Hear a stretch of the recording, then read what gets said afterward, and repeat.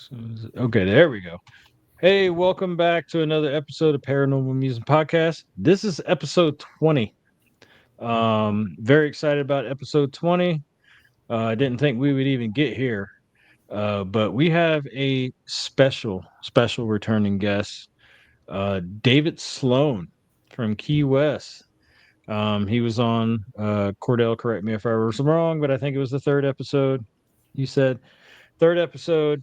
Uh, Pretty much our real episode that we really started getting going.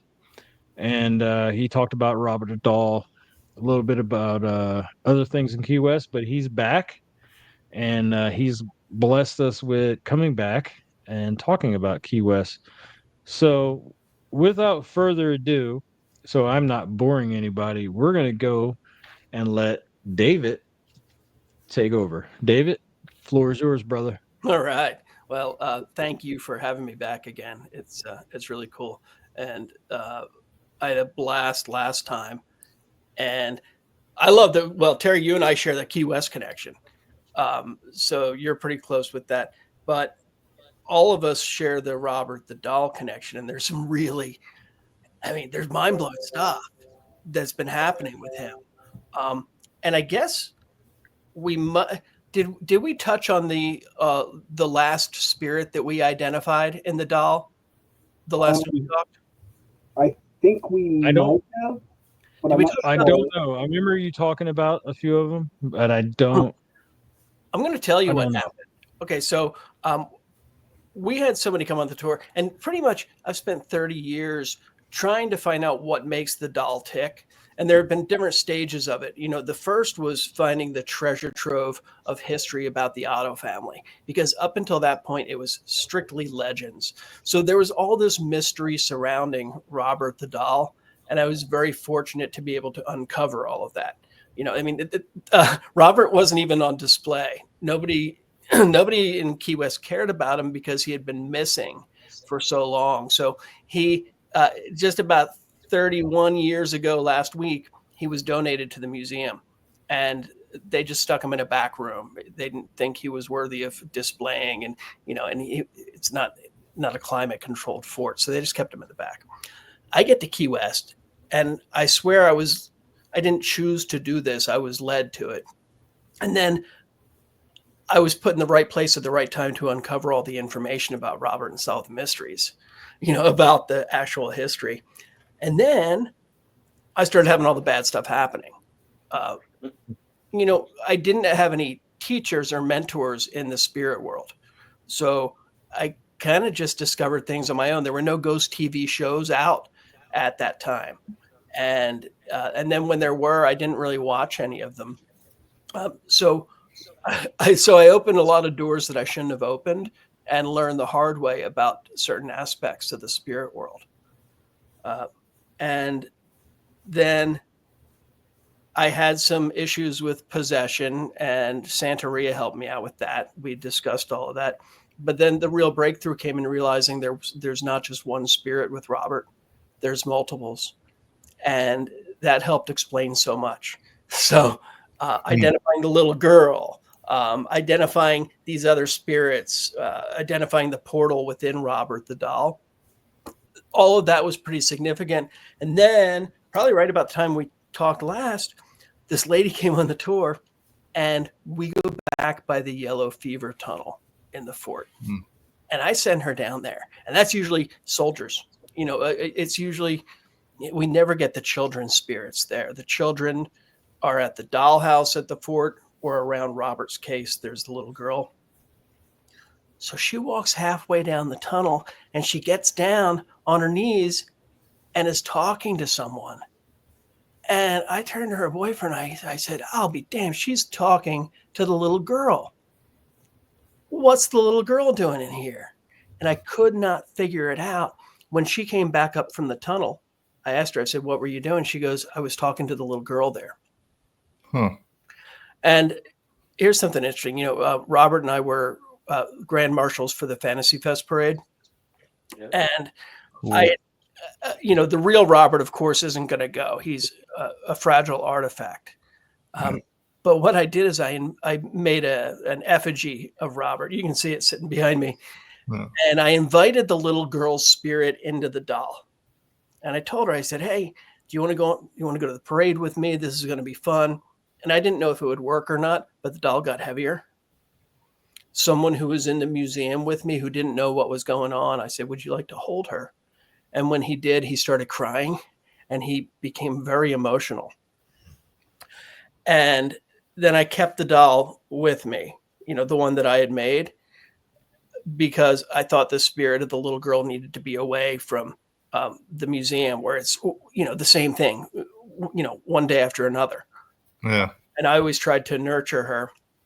So she had been with me for a while. And so when this person had come to visit, that's when I brought the doll back. It was sitting right outside of the tunnel of the fort. And that's the first time the girl's been seen back there. Wow. So to me, this was really cool, but it gets better. The next day, I get a call from Joe, who was the person who had seen the little girl. And she said, I had a visitor last night. And she described her boyfriend had gotten up to go to the bathroom. She could hear him peeing, in the middle of the night. So it wasn't him in the bed. And as she was laying there, something came and crawled on top of her, and it put its face right up to her. And it looked, for the most part, it looked like Gollum, which sounds crazy, but it didn't sound crazy to me. She described the sound that it made, and I was just like, holy hell. I had taken a vacation, I don't know how many years ago now, but it was a road trip following my great-grandfather's Civil War trail. He was with the Union, but he was going through like Louisiana and, the panhandle of Florida. There's a lot of people from his unit buried in Pensacola. So we had this long road trip, my wife and I. Everything went wrong. And I'm not talking little things because none of that bothers me.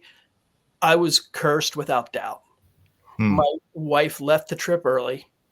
I got to Tallahassee and another thing happened. And I'm just like, I said, this is enough. I'm going to turn in the rental car. I'm going to fly out. And so I booked a plane ticket.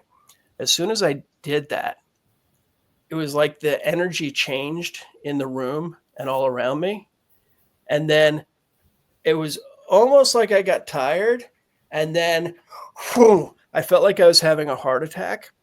And I shot up in the bed. I rolled over on my right. This thing slid out of me. And it was like it was a shell of me, like it had molded itself to the inside of my body. It was transparent. It slid across the bed and it let out this scream. And it looked just like Gollum. And it disappeared. Really? Wow. Now, I'd never talked to anybody who experienced something like this. So when she told me that this had happened, because I thought about it and the best I could figure was, okay, there's the little girl spirit inside of Robert. Maybe she was attached to me when I left and was afraid and didn't want to be there. She wanted to go back to the fort. And that's why all these problems were happening. And I figured she looked like Gollum because she was, 116 years old or whatever it would be. So maybe some deformities had happened. Yeah. But the fact was I didn't know. So when I was talking with Joe and I said, do you think it's the little girl? She said, oh, no. It's an elemental spirit. It's an earth elemental. Now, I didn't know a lot about elementals. There was never anything I really looked into. But the elementals, they're the representations of earth, wind, fire, and water. Yep. So like earth elementals would be trees and things like that. So I looked them up after she told me this. And elementals were first written about in the Black Forest of Germany by Paracelsus. Paracelsus, he was like a doctor, alchemist. And so the Black Forest of Germany, that's where all of Grimm's fairy tales took place, or where a lot of them took place. Yeah. I do And recall that. I'm thinking, wait a minute. Germany, Robert the doll is from Germany. He was made by the Steiff company there. Yeah, he's a Steiff, right? Was he? Yeah. Yeah. And Robert's stuffed with Excelsior, which is a wood wool. I looked into where they might have sourced that from, and it would have been sourced from the Black Forest in Germany. So I believe that there's an elemental spirit as the pure spirit in Robert, and probably the spirit that came over with the doll. And this would have been what entranced Gene, the little boy. This would have been what drew him to the doll, and the reason that he communicated with the doll. He would have, as a child, he would have seen that magic. And then I think when Emmeline Abbott, the nanny, I think when her daughter died, that spirit would have been entranced by this magic as well.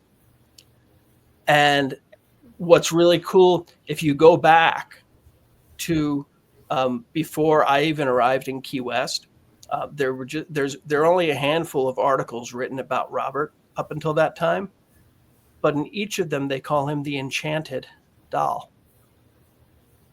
So he was always the magic doll until the general public got a hold of him and started making him evil. Yeah. And I think it's really interesting.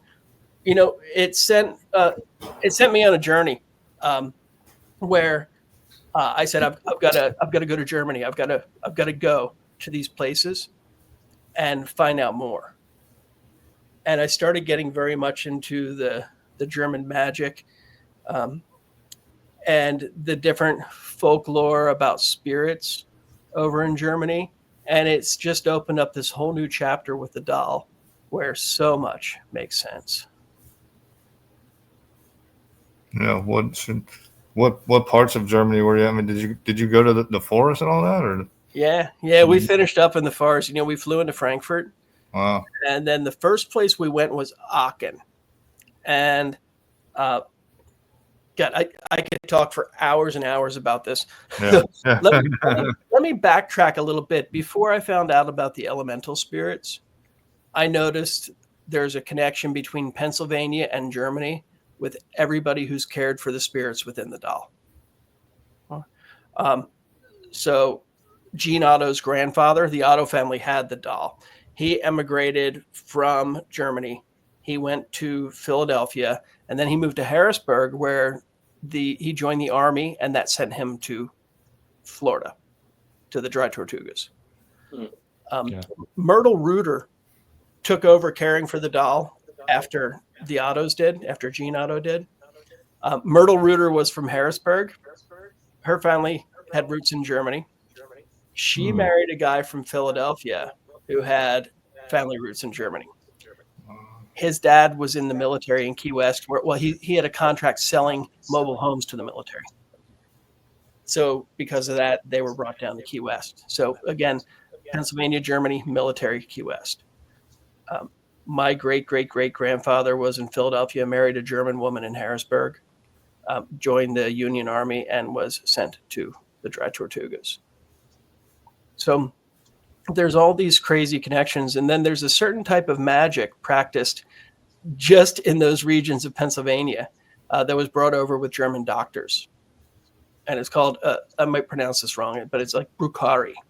And they also call it powwow magic. And it was practiced by doctors. So I think there was a lot of that was brought over. And I think that helped instill some of the magic into the doll. They have these root dolls called Al-Ruans. And again, I might be pronouncing these wrong because I've only read about them. I haven't heard other people talking about them. Yeah. But there are these root dolls. They used to be made with the mandrake root, but in Germany that didn't grow naturally, so they used other roots. And some of the legends, they said, it had to grow where a hanged man had, let his fluids go, and it would instill these spirits into the root, and the root was always passed down to the youngest son. So like the father who had this spirit would die, and it would be passed down to the son, youngest son.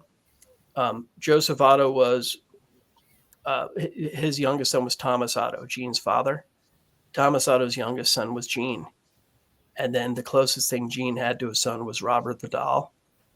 So I think that there was a German household spirit that was added to the doll, which interestingly ties into one of the old legends. The one legend I could never figure out, it said that Jean's grandfather had purchased the doll on a boat from the Dry Tortugas from a man who sold those kind of things. And we knew this wasn't true because his grandfather was dead by the time the doll was crafted. But it was during the Civil War, those boats from the Dry Tortugas were full of German soldiers with the Pennsylvania 47th. And during a time of war, people need hope. And it would make sense someone was selling these root dolls. And I do believe there's a good possibility that there was a household spirit that the Ottos had that was passed down and became one of the other spirits inside of Robert. Wow. So, I mean, it's a whole new aspect that nobody's ever really talked about. That's wild. I'm not gonna lie.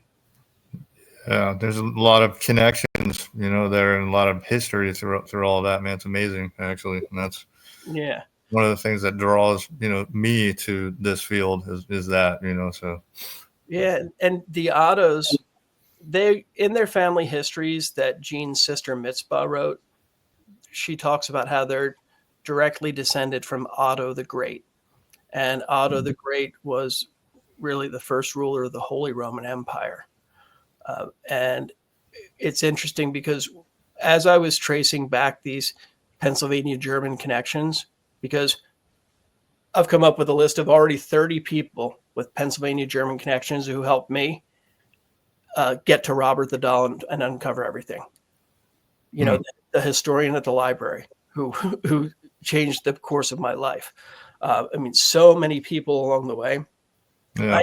I tracked it back, and the first Pennsylvania German connection was my kindergarten teacher in Pennsylvania. Oh. Her name was Mrs. Uberseter. And she used to tell us about her ghost every morning in school. And even in my first book, which came out like 30 years ago, I mentioned the impact that she had and that I didn't feel like I had chosen Key West myself. I felt that I was led there, and it all started with her. So I tracked her down and called her a few months ago. And I asked her, I said, hey, I've got a really crazy story for you. There's this haunted doll. But she was really cool with it. I mean, her and her husband are just great.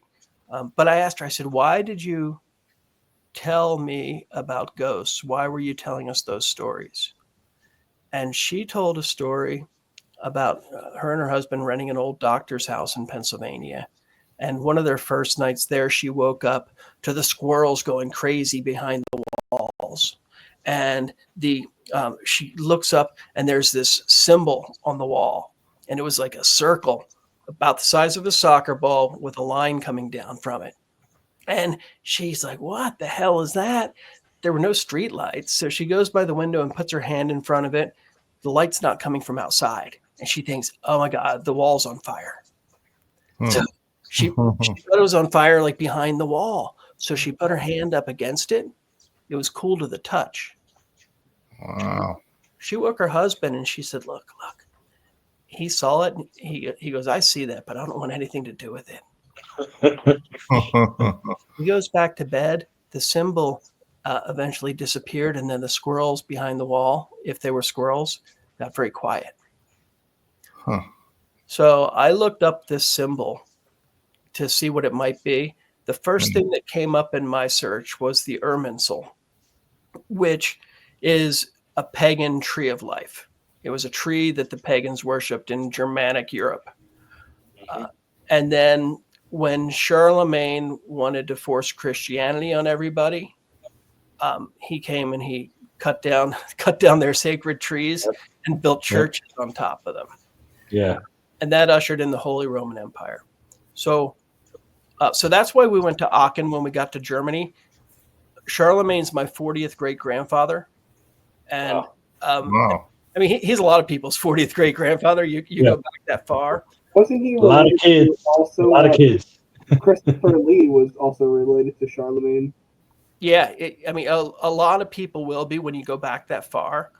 But I thought it's so interesting that I've got the relation to Charlemagne and then Jean Otto. Charlemagne pretty much made Otto the Great his successor, to take over. So I wanted to find out what was going on with all of that. So we went to a church in Aachen where we saw Charlemagne's grave, well, his casket, whatever it is. I mean, he's Charlemagne's tomb.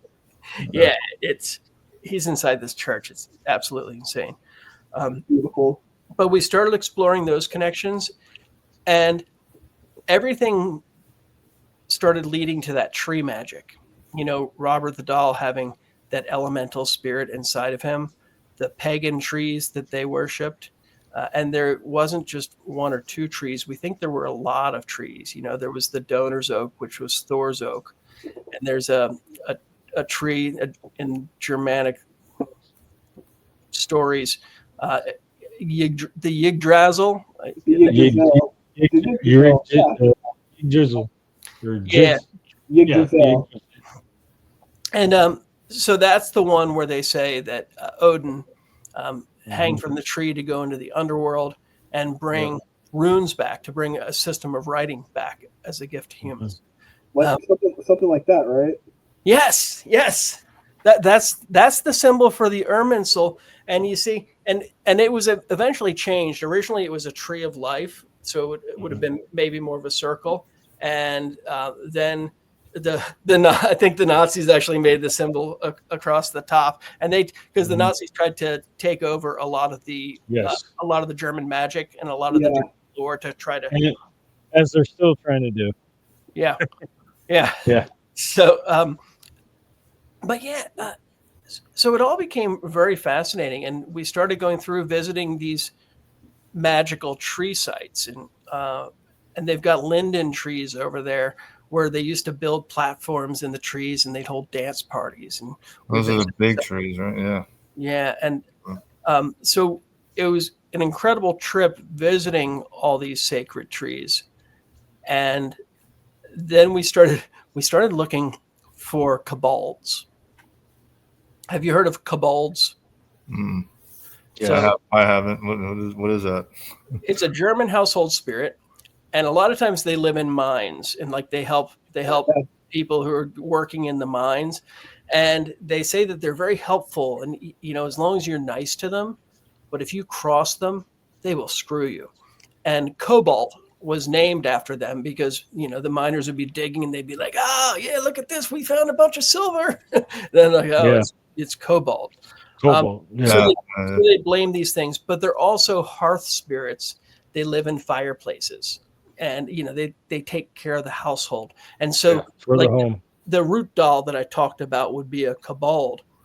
And before I went over there, my kindergarten teacher told me about her house where they had a new hearth built, and one of the quarried stones that they put in had a word appear across it that they couldn't clean off. And I forget what the word is. I'd have to look it up. But it had something to do with mining or something like that. And then, so they replaced it, and the stone, the stone they replaced it with, it had the face of a creature appear on it. And I was looking at it. I'm like, that looks like a kobold. So, so when we're in Germany, we went to a place called the Fairy Grottos, and this was more of an attraction, but where they celebrate the German heritage with fairies and dwarfs. And there's this beautiful cave that they take you down into.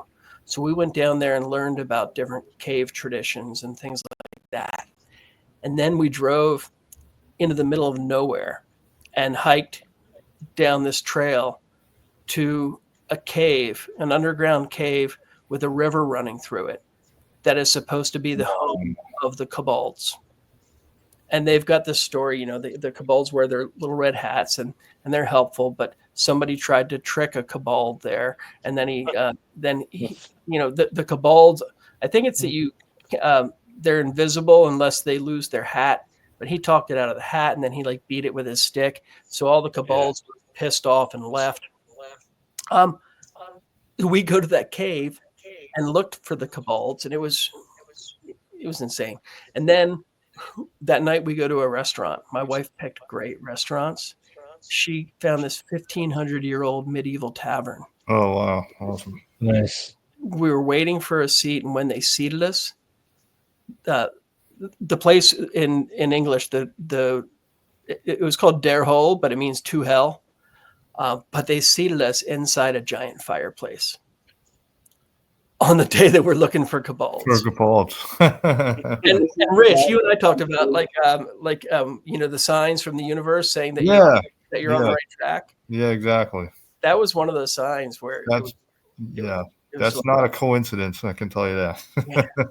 Yeah. So the Germany trip, it became real interesting. We'd done a Robert the Doll weekend in Key West, and we did a seance, and I invited the elemental spirit to come into a root doll that I had created, because I said, "What if this spirit is trapped? Let's bring it back. Let's bring it back to the forest." I got to tell you, when I did this, I get too cocky. I don't protect myself. I mean, I'm really, really stupid when it comes to this stuff. I invited the thing in, and when it came up, I felt it go into the box and straight through and into me. And I've been possessed by spirits before, and it's not pleasant. And when it happened, I'm just like, oh, crap. Luckily, Dustin Pari was sitting right beside me, and he picked up what was happening. And I got to tell you, he calmed everybody down. He said, "All right, here's what I want to do." Because I was about to get up. I'm like, I can't do this. I got to go. He's like, sit down. And he said, "Everybody hold hands." He goes, "All right, now I want you to picture all this energy." And then he goes, "All right, give a light squeeze to the hand to your right." I felt him remove that spirit from me that had just stepped into me, and he had it dissipate. Wow. And I was absolutely blown away. I mean, I've seen a lot of stuff, but the way he handled that, incredible. So I didn't know if I had anything in this box or not, but I invited the kobold, I invited the elementals, and I took that box with me to Germany. And on May 8th, which was my birthday, at midnight, I buried the box in the Black Forest. It was when I was scouting out a spot for it, these church bells started ringing nonstop for like 5 or 10 minutes. It was the new Pope being crowned. Wow. And it's funny because the Pope's human name was his name before he became Pope was Robert. Right. Yeah. He chose the name Leo as Pope. Leo's the lion that Robert holds. Oh, wow. Yeah. And then when you look at Otto the Great, the Pope that he fought to have with him was the first Pope Leo. So there was all this interesting stuff. There's this back and forth between the pagans and the Christianity. Dustin works with spirits in a very Christian level. So that's been a reoccurring theme with me. I had always turned against religion. I think I turned against really a lot against the light, because the church that I went to, Catholic priest, what they were doing. He was one of the first ones to go down for all of that. So these themes kept coming across. But the wild thing that happened, I go into the Black Forest. It's just before midnight. And they call it the Black Forest because it's so thick. I mean, it's so overgrown, pitch dark. So you understand why people had all these stories from there when they're facing their fears going through there. Yeah. I had a headlamp, I had a flashlight. And when I found the spot that I had scoped out, I buried it. And I sat there and I said some words to the forest. I said, "I don't know if I have anything with me, but if I do, please welcome it back as one of your own. Please nurture it. Please take care of it." And then when it was time to go, I got up and started walking. I was walking for about 5 minutes before I realized I didn't have my headlamp on or my flashlight on. Oh, wow. I was in the pitch dark and I was able to see. Wow. Like it was natural. And I started opening my eyes and closing my eyes, and I couldn't tell whether they were open or closed after a few times because it was equal darkness. It was so dark. Yeah. And then when I got out of the forest, I overshot my path to go back down. and there was this field. It looked like a field of grain, and it was glowing blue. And I'm like, oh, that's beautiful. I'm going to lay down in that. So I lay down in it. I turn around. I look up at the sky, and the moon. It was a gibbous moon, so it was almost full. And then I see this white streak come across. Oh, wow, man! And it connected to it. It was an airplane leaving a trail, but it made the same symbol that my kindergarten teacher had seen.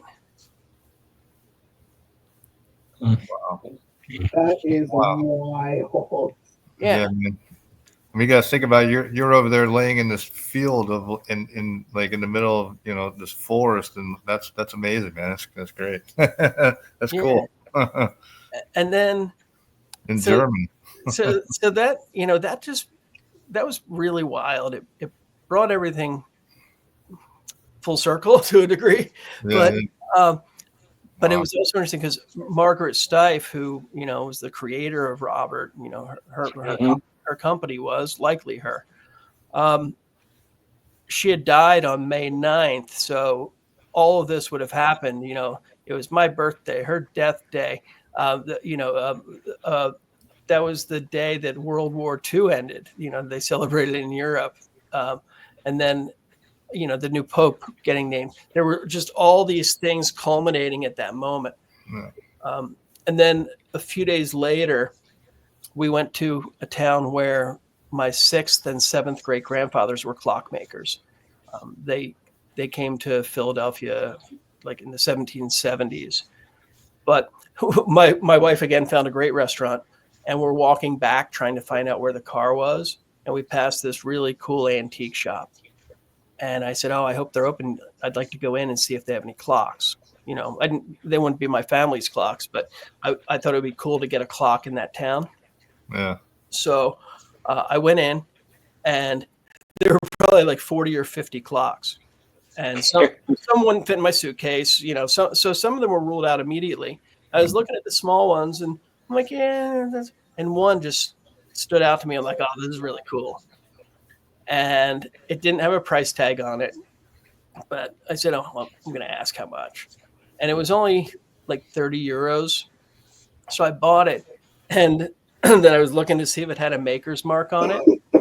On the brass, inside underneath, there's an imperfection. It's the circle with the line coming down from it. Oh, my God. Same There's no way, bro. Yeah. Wow. Here, hang on. He's got it. He has it. I see it. There it is. So that's the clock. That is beautiful. That is a really cool clock, man. And then let me see where I don't know if you'll be able to see. Hang on.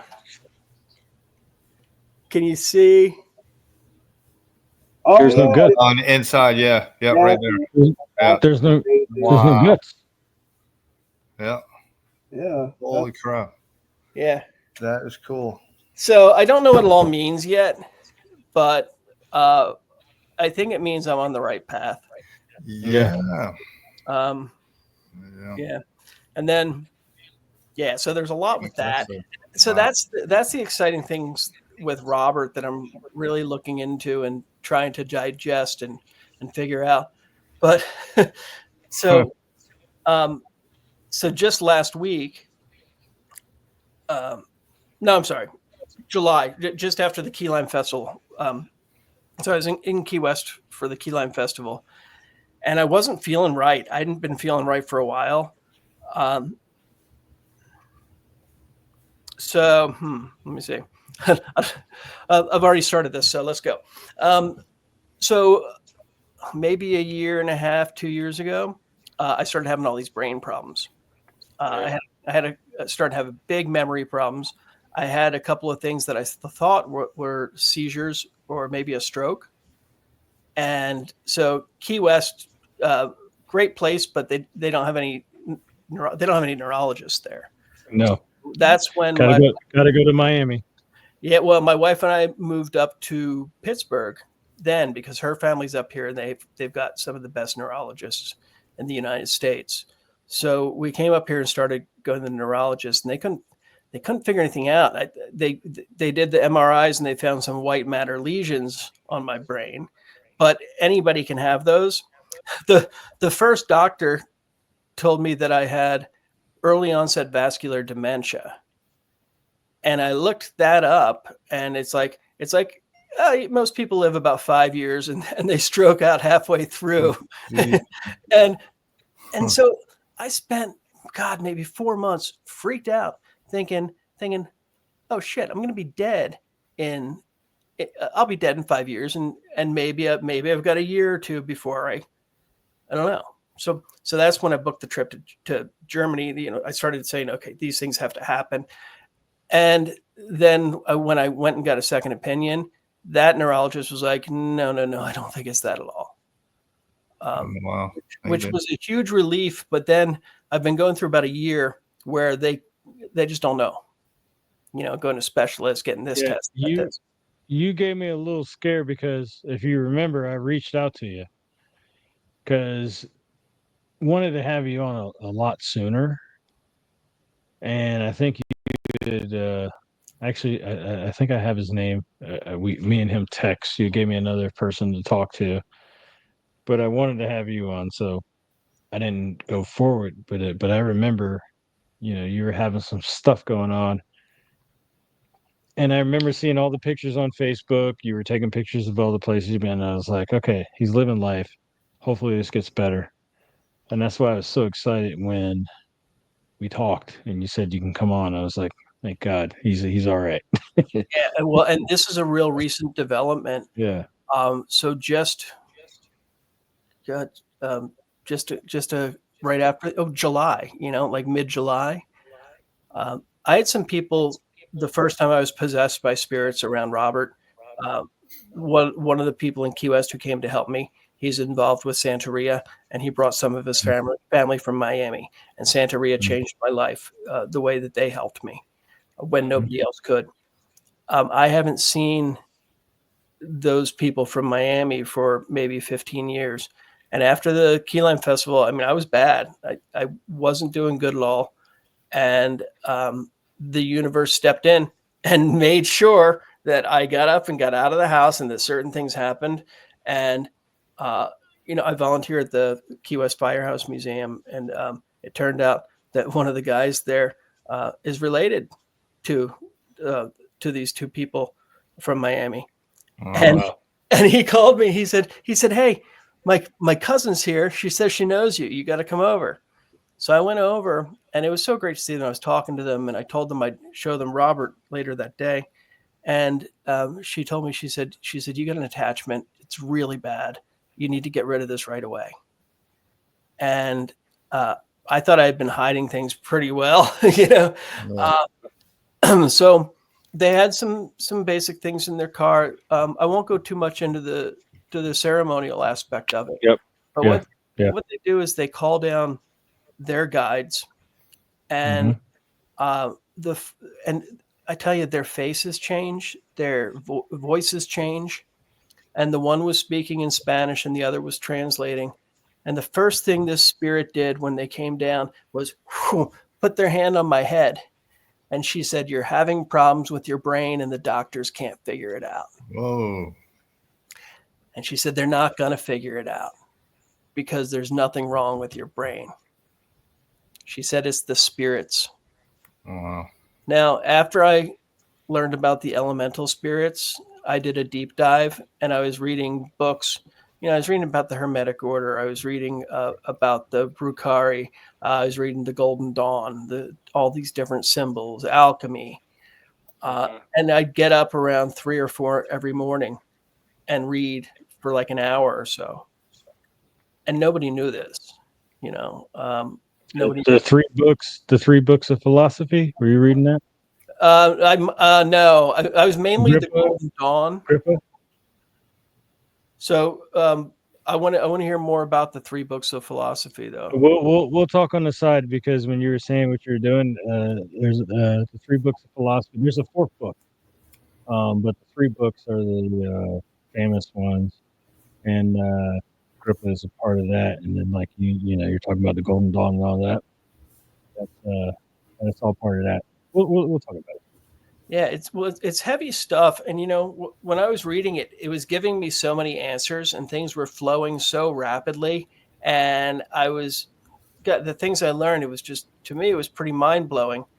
But then there were all these health problems accompanying it. So she told me, after she had told me the doctors won't figure it out because it's the spirits, she said, when you get up early in the morning and you're reading your books about the spirits, you're opening doors and you're not closing them. She said, you can't do that. She said, you're only allowed to open one door at a time. Then you have to close that door.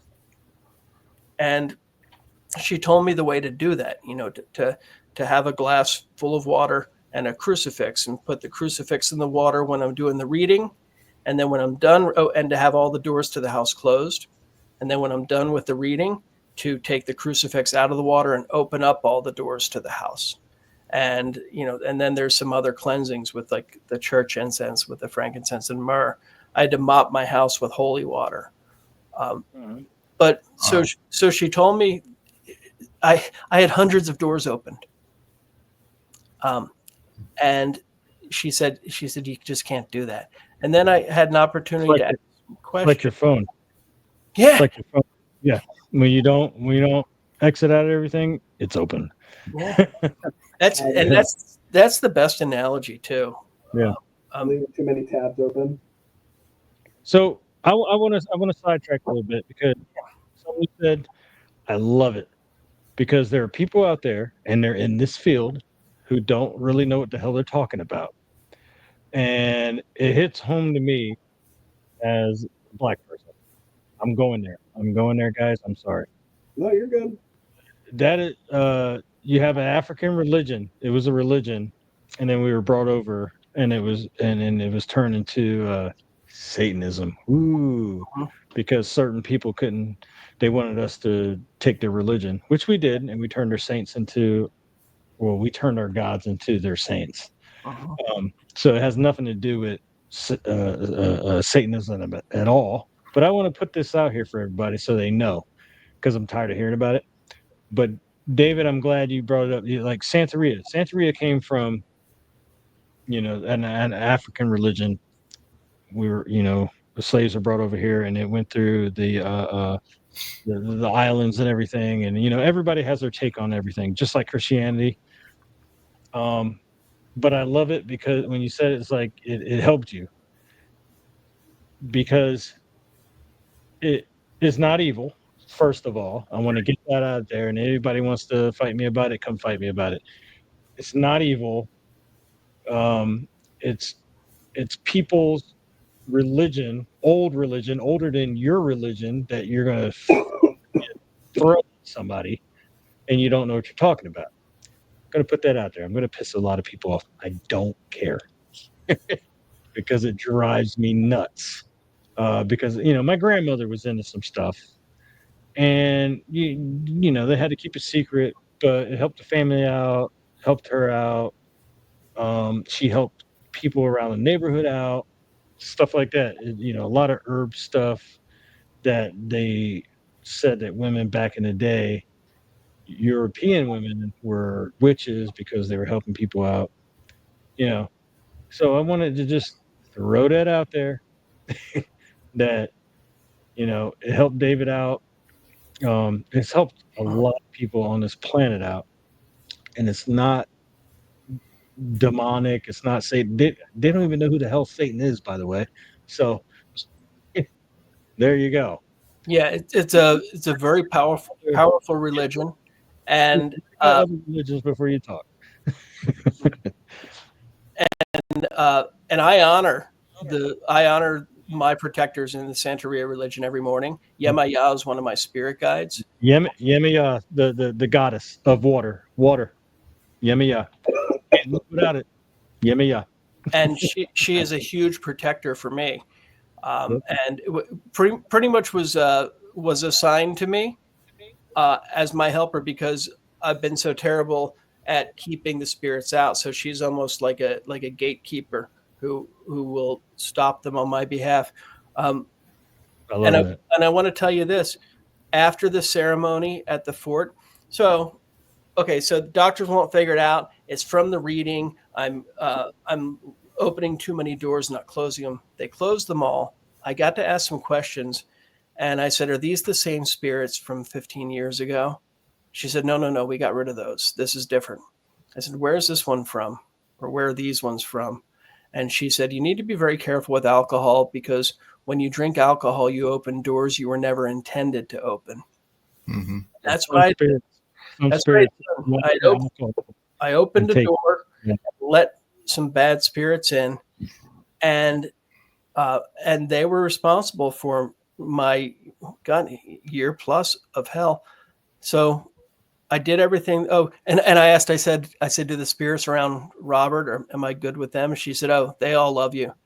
And she said that I have hundreds of spirit guides with me, hundreds of spirits, and that they're very proud of the way that I've advanced. The next morning, I woke up. I felt like myself. My memory has been sharp ever since. Uh, I've had no symptoms. I feel great. I went to the neurologist last week, and she said, "So has anything changed since last time?" And I said, "Yes." She goes, "Okay, tell me what's happening." I said, I'm better." that's amazing, man. That's awesome. That's really yeah, and it's incredible. And if anybody else was to tell me the same thing, I might look at them and say, "You're crazy."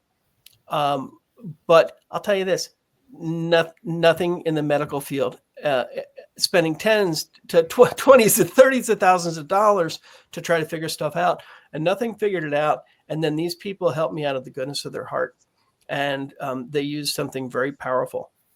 And to me, it's just, I'd say I'm blown away, but I'm not blown away because it's helped me before. Right. And so there is some very powerful stuff out there. And for me, a lot of times, with paranormal, because there's paranormal, then there's paranormal entertainment. And sometimes the lines are blurred.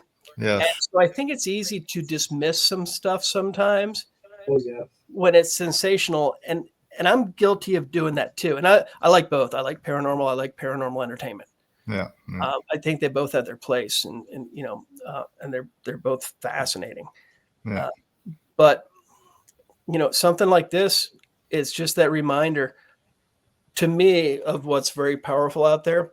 And I think paranormal is a very personal journey. Yeah. So, for me, this is all very personal.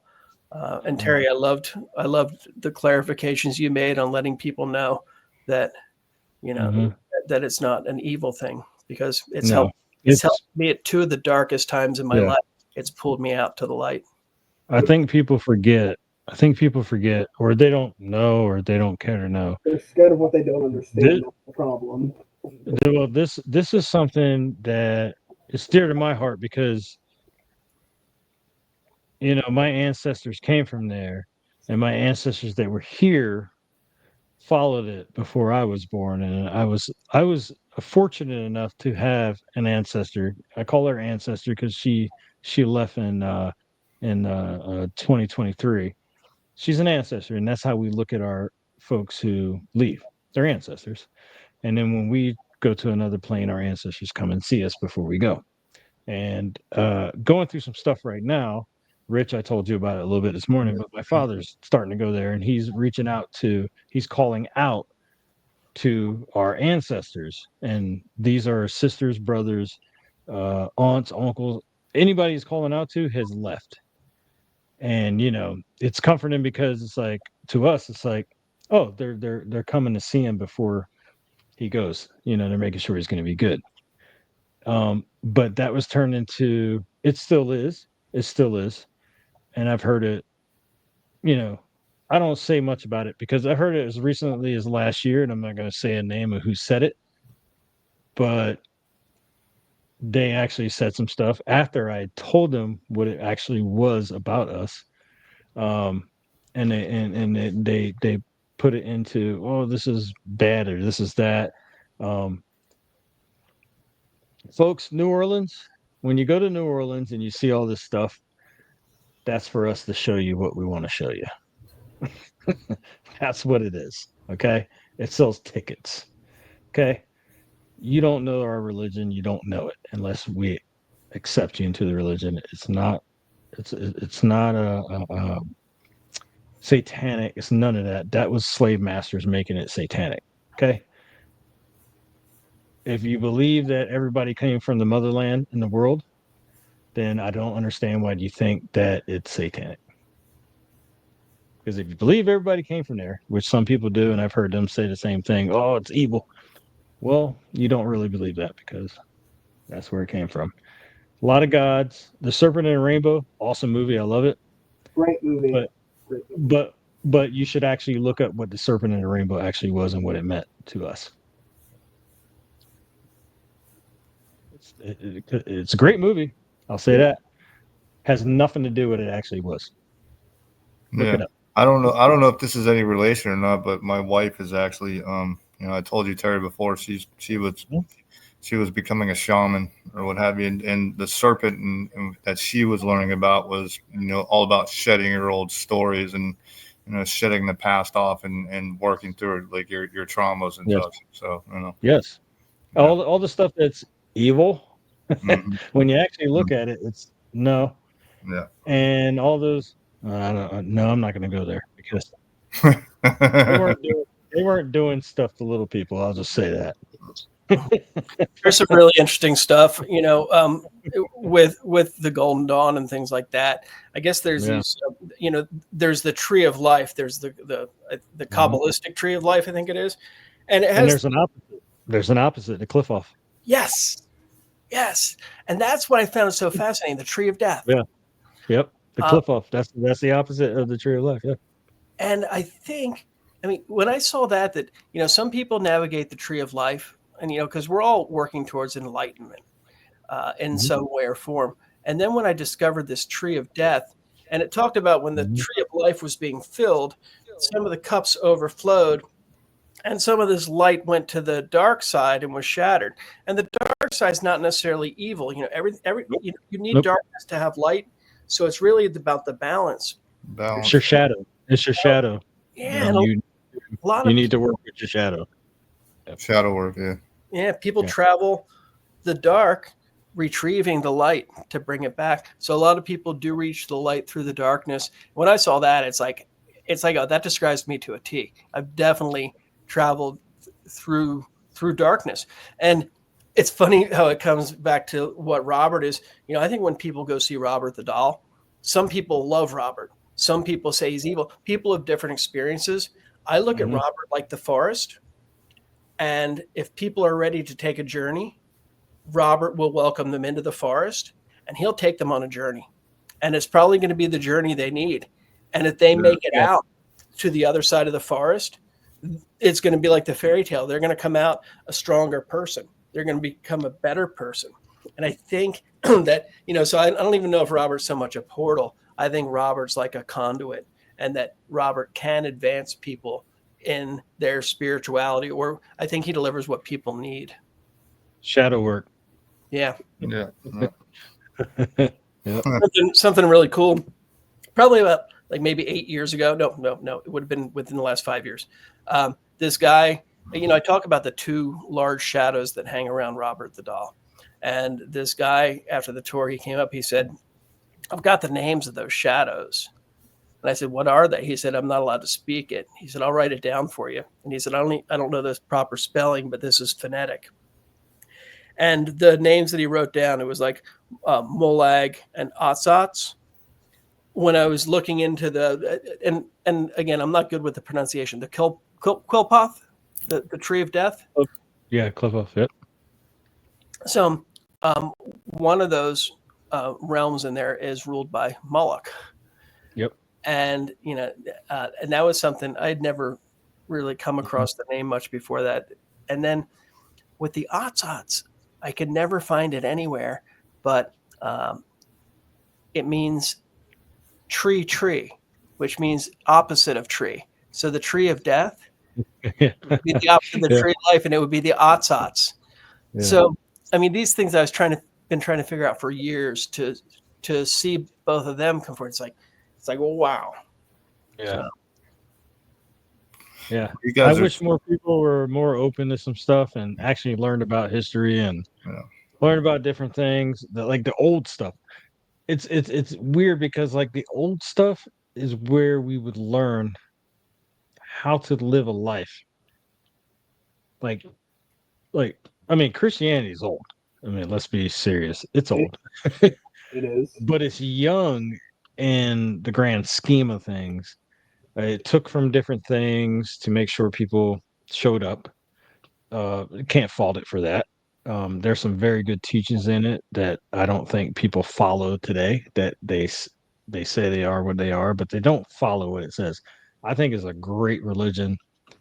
It's a great way to follow things, live your life, and it's just like every other thing before it. But people are people. But if they just look at the old stuff and get over themselves and actually look at things and see that everything actually coincides and it's all the same, we'd figure out a lot more stuff. We'd be a lot more nicer to each other. Our lives would be more enriched. But I guess that's how we're made. So I spend an hour every morning now, talking to the gods, and I've got a lot of different gods. I honor Athena, Yemaya, Mary. I've got I have dozens of gods that I worship and pay respects to, and I'll do some breathing and stretching when I do it. And it's amazing the contact you can have with them and the answers that will flow, and the things that they'll give. And like you were saying, it's every religion has been doing the same thing, tapping into that universal truth, which I think really fits into the paranormal, because most people involved in the paranormal want to know what's on that other side. Exactly. Yeah.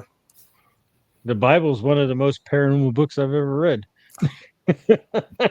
You're gonna get us in trouble, Terry. Stop it. No, I don't. Here's the thing, Cordell. I don't care. Okay. If you don't know me, you can say that. But if you don't know me, you'll say that. I don't care. I'm going to speak my truth. Okay. I'm going to speak my family's truth. So I don't care. I'm not going to get in trouble. What's trouble? I don't know. I was just trying to be funny. I'm not here for money. I'm not here for that. What's trouble? I'm not getting in trouble. I think it's really interesting too, because you say speaking my truth, and I think that's so important in paranormal, and I think it's it's disheartening to me.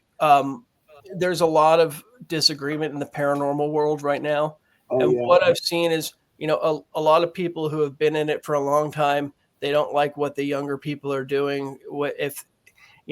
And a lot of it comes down to egos and cliques. I find myself doing that. Doing that. Yeah.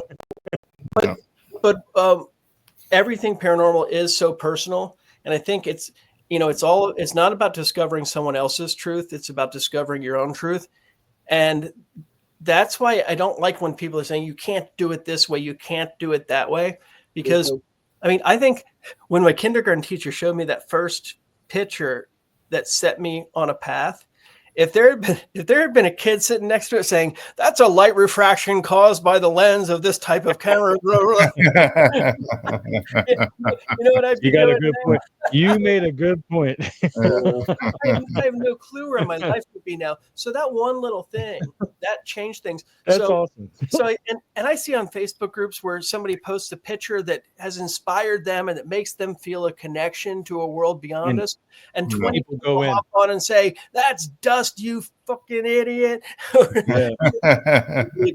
I've gone I think I've said it before. I don't really comment on those, but sometimes I'm like, it looks like this to me.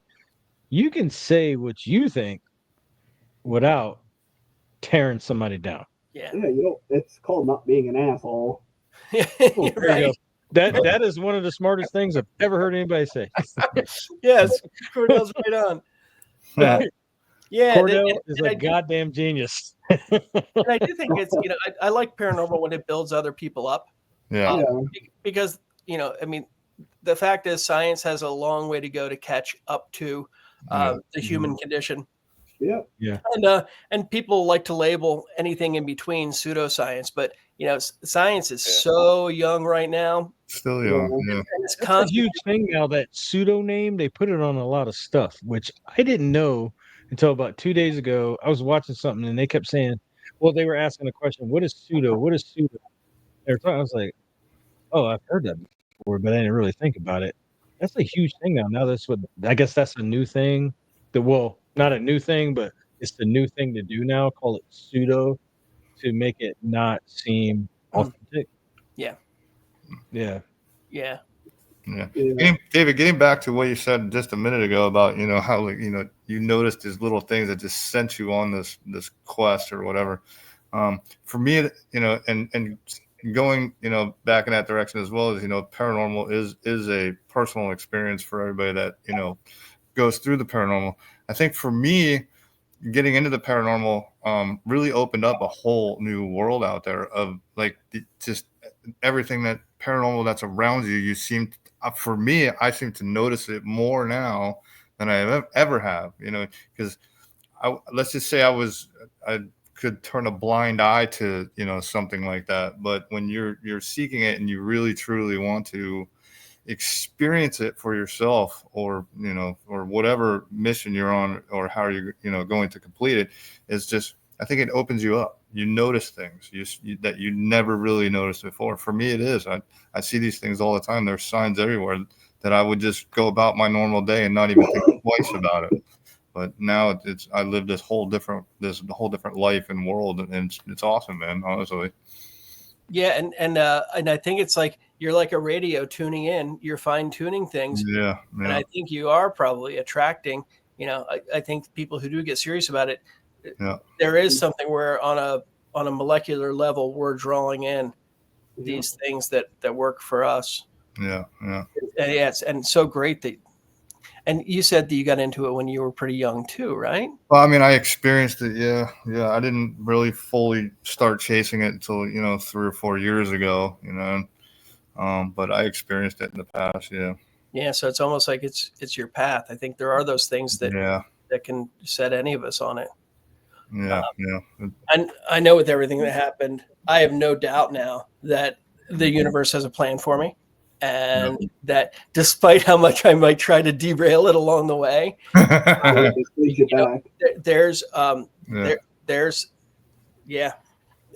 it's so reassuring to know that too, to know that it is absolutely great force surrounding you, and that it all leads back to us all being one, and that connection between correct, connectivity.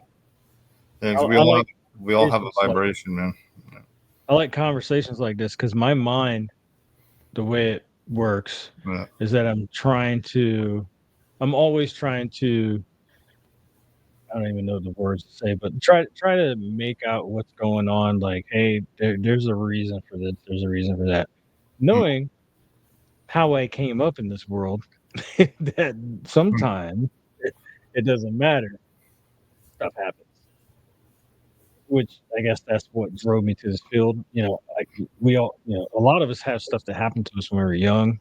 But I still had it in my head, like, oh, it could be this, it could be that, which I would say 9 times out of 10, yeah, it is.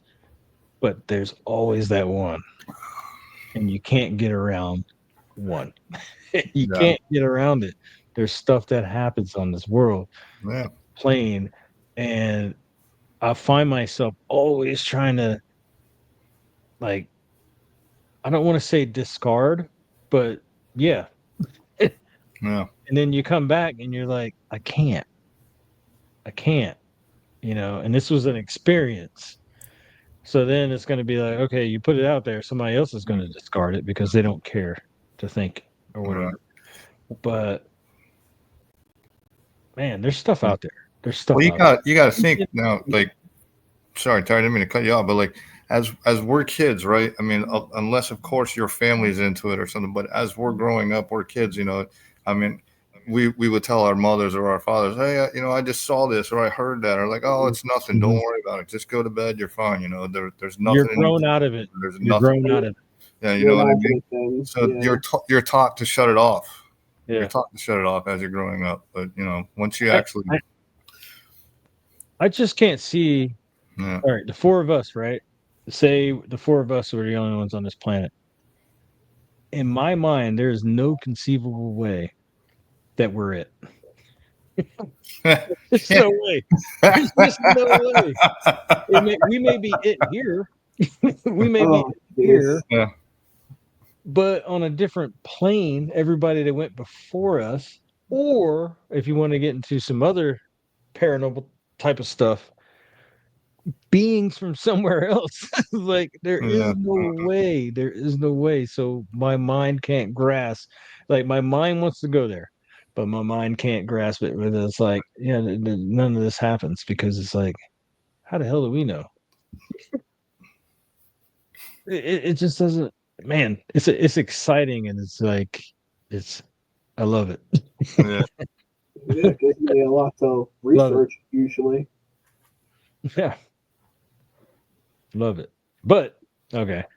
I probably piss a lot of people off once they see this, but I don't care. I don't Paranormal does not care. I really don't care. But David, what else you got going down in Key West? I'd like to know, have you had anything new in the firehouse? Yeah, there's so much activity happening in the firehouse, and it's great. We've got Jimmy over there. Jimmy grew up around the corner. He did 32 years with the Naval Air Station Fire Department, and Fire Chief Bumfardo is the one who issued him his first uniform and gave him his job in that station. So Jimmy, I tell you, I think Jimmy's energy there does something with the spirits as well. People who do investigations, and we're offering them twice a week to the public. And it's just like $65 and we include the equipment. It's a 2-hour experience. They get like the audiophonic tour where it's me telling the stories. You feel like you're stepping into a movie, and you get, but you put a headphone over one ear, and the history is incredible. But when people are investigating, we're having more activity than at the fort. And I'll tell you this. When I go into that place, it doesn't matter if it's in the morning opening up or if it's at night closing down. You step in to that engine room and you feel like 100 people just stopped what they were doing and turned and look at you. Because we looked around so much because we did the tour first before we went in and investigated. And I didn't have the headphones on. I was just using my equipment. And then we had our little thing that happened where the equipment said a name and they heard a name inside their headphones. And one of the guys was like, hey, it said this name. I was like, well, I'm going to play this back for you because here it is. That was the shed outside. Oh, yeah. Then we got inside and David is not messing with you. I'm telling you, when you get in that place, it's different. I love that place. That place was awesome. It's different. It's different in there. I'll have to make a trip there. I think we should all plan one as a group. Yeah. Yeah, and I gotta get these guys in there, Dave. I gotta get them in there. Yeah, and I know you have a lot of paranormal groups that tune in. So for anybody with those groups that's listening, if you all come to Key West, Key West is very expensive with hotels and stuff. But Firehouse Museum, it's real easy to work with paranormal groups to make it more affordable to come down there and do that. Out at Fort East Martello, there's the whole nonprofit organization involved. It makes it a little tougher to do that, but we can still do great deals out there too. I think everything that we did that you had something to do with, or anybody that worked with you had, like any of the paranormal stuff, the haunted stuff, it was affordable. Yeah. Especially when you're in Key West. Like I lived there for 2 years. When you're in Key West, everything's expensive. It was very affordable. And it was just like, oh, we can do this now. Oh, in 2 days, if we want, we can do this. Because it was I will say this, being in Key West, you're going to spend a lot of money. You're going to party, all that stuff. But when it comes to that part of it, it was very affordable. Yeah, that's what we try to do. And we work with nonprofits. The Firehouse is a nonprofit. So we try to make some money for them and try to make it affordable for everybody. Right on. Yeah. We're doing something really cool. This is the video that I sent you. I don't know. Did Rich and Cordell see the video too? Yeah, I saw it. Yeah. So Rich saw it. Yeah. I've had this collection of haunted objects, and I like to say haunted objects. I've been collecting for like 30 years, and I'm not an active collector, but if I see something cool or if I cleanse a house and there's something cool, then I'll take it. And when I had the tours downtown, I used to carry 5 things with me in a case, and I'd let psychics read them and see what they thought. And then for the last 5 years that we've been at the museum, I've got this section of the museum that's like for our ghost tour stuff. And I've set up this hallway, the old yellow fever tunnel. I've set it up as a museum where I had all the artifacts, and people have been able to check them out during the VIP, but never really knowing all the stories unless I'm there telling them. So we've set it up where I've recorded the backstories on of each object. And we've got the QR codes people can scan to get the stories. And so now we'll launch this probably in October, but as part of the VIP, people will be able to go to this haunted museum. I'm calling it David L. Sloan's Hidden Museum of Haunted Objects. Uh-huh. And I want people to investigate them now, knowing the stories and see what they pick up on. We've got some really cool stuff. And what inspired this? We used to go into the Masonic Lodge when I had the tours downtown. And that was turned into the studios of Key West. And they let us go in and investigate as they were doing the renovations. So we're in this old Masonic Lodge. And, and it's right across from the artist house where Robert the Doll grew up. Yes, the artist house. The story. I used to be telling the Robert story, and the Masons would come out. And I said, "Any ghosts in there?" And they'd always be like, "No." And one night, this guy said to me, I said, "Any ghosts in there?" He goes, "You'll never get in." He said, "But if you do, don't whistle." And I said, "Why is that?" He goes, "That's the ghost in there, is the whistler." So when we first start investigating, of course, the first thing we do is whistle. Whistle, yeah. Whistle. And I whistled, and I had this spirit walk right through the entire group. There were 5 of us, and each person felt like something walked through them, and we're all like, "What the hell was that?" So researching the property, there used to be a school there, and the principal of the school was a guy named Eugene Locke, who went on to become an attorney, and he was married into the Otto family. I think Eugene Otto was actually named after him. But a school principal back then, kids used to whistle, and that's what they'd get in trouble for. So we figured that must be him.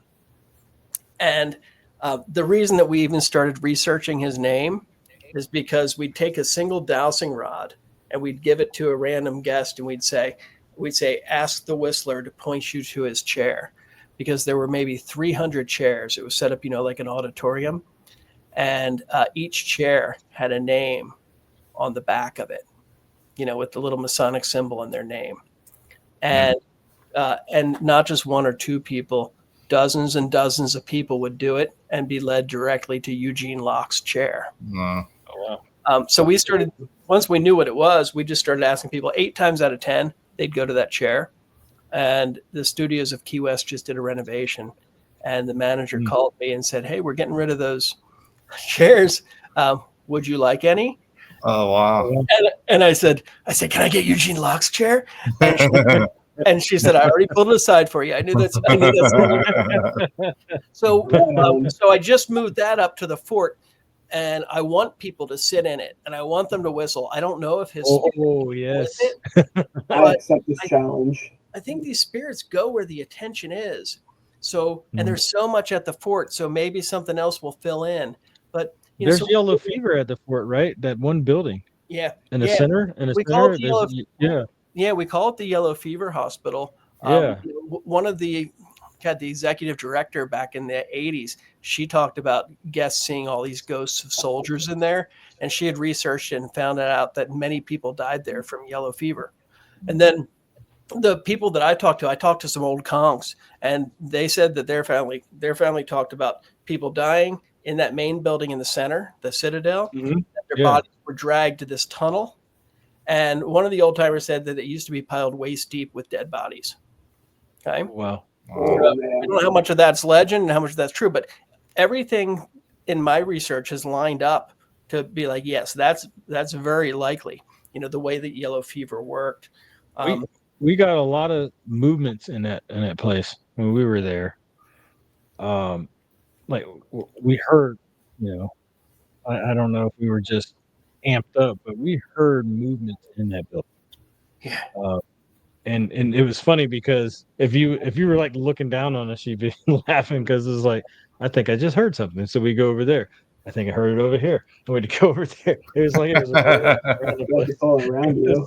It was awesome. It was awesome. The energy in the rooms at the fort, it changes. Like when I'm taking a tour through, it'll be one energy, and then when I walk back through afters, it's a totally different energy. And that tunnel, it already had so much happening, and now there's like 20 very interesting artifacts in there. And so there's just so much. There's a stone somebody stole from Marie Laveau's grave in New Orleans. Whoa. That's ballsy. There's a little Egyptian artifact that a guy had stolen from a tomb in Egypt.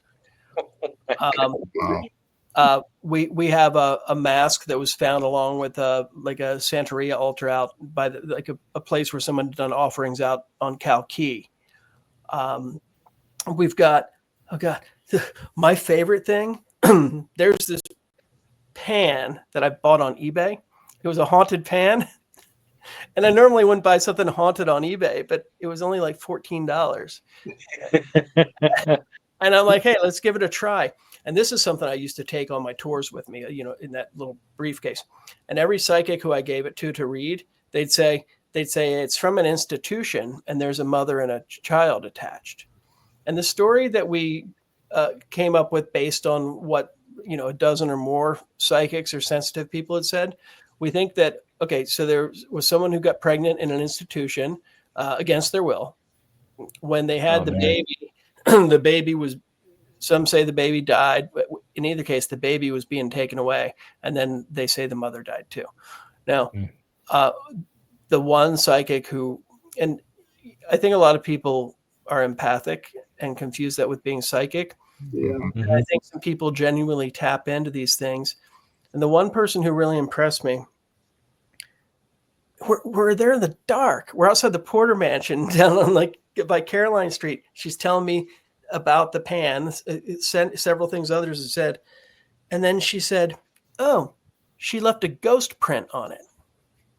And I had never heard the term ghost print. I said, what do you mean ghost print? And she said, she left her mark on it. She said, do you have a flashlight?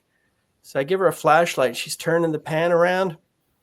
On the back of it, you can clearly see where 3 fingers left an indentation in the pan. I mean, you can put your fingers on it. It still gives me chills. So people can investigate that. We've got these little baby shoes. I call them the crying shoes because people cry when they pick them up. Wow. Those were in an attic of a house. They feel the energy from them. Yeah. Yeah. Wow. And I don't know that all of these artifacts are haunted on their own. I think spirits do go wherever there's attention. And I think if people hold the shoes and look for the spirit that's crying, I don't doubt that a Civil War soldier or someone else haunting the fort might step in there. That's just my theory. So, so it's weird saying haunted objects, because we know there's haunted museums out there where they're built mainly around paranormal entertainment. Yep. We definitely know. For me, and it's kind of cool. There's going to be a new museum opening up with Annabelle. Matt Rife and Elton are going to do something in Connecticut, I guess, with a bunch of stuff.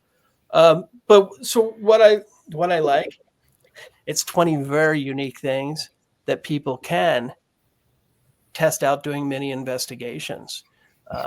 And learn how to do EVPs and actually try to get tangible evidence with specific items on their own. Nice.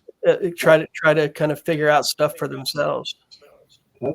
So the artist house. or the artist place. How hard is it to get in there to do an investigation for folks who come down? They're like, they hear about it. I heard about it when I got down there.